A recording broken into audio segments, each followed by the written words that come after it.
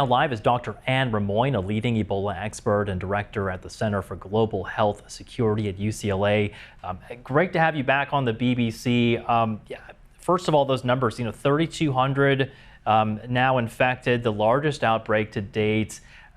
What does that tell you about the state of this outbreak right now? Well, this is a very complex situation, and it isn't just the number of cases that we're seeing, it's the speed at which these cases are continuing to evolve. Just for context, in the West Africa outbreak from 2013 to 16, it took approximately 8 months from the first known case to get to this point. Here, it's taken 2 months. So that really tells you something about how quickly this outbreak continues to evolve, which is very concerning. And then I guess a bit of good news. I mean, it's good to hear Uganda declaring itself free of Ebola. How big of a deal do you think that is?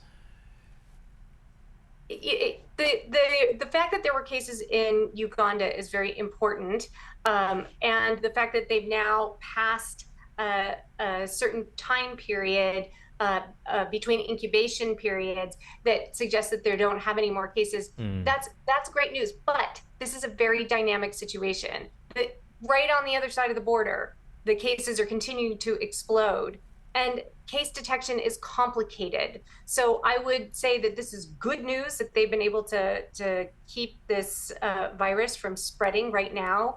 But it's not time just to say, okay, well, we're done. We don't have any Ebola here. This is something that could very easily continue to spread. So What are the difficulties, do you think, in trying to keep Uganda Ebola free? I mean, have we seen situations in the past where countries that are neighboring an outbreak were able to kind of get it under control, and then all of a sudden, it came back?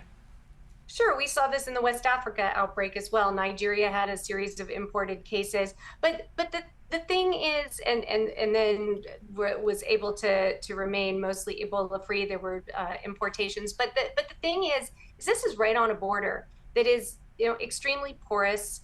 There are still, even with tighter border controls, they're not well policed borders, and viruses don't respect borders. So you will continue to see the potential for spread of this virus. Right now, we're not seeing cases, but these are very fluid. This is a very fluid situation, and diagnosis is complicated because we don't have the same kind of mature system in place like we've had for Ebola Zaire in the past. This is Bundibugyo, which is a very different species. We don't have vaccines, we don't have therapeutics, so we're really hampered by the tools that are actually available today, which is very different from the more recent Ebola outbreaks that we've had over the last few years. Yeah, not an easy situation, and folding in, of course, that hunger crisis threatening people there in the DRC as well. Dr. Rimoin, Director of the Center for Global Health Security at UCLA, thank you as always. My pleasure. Thanks for having me.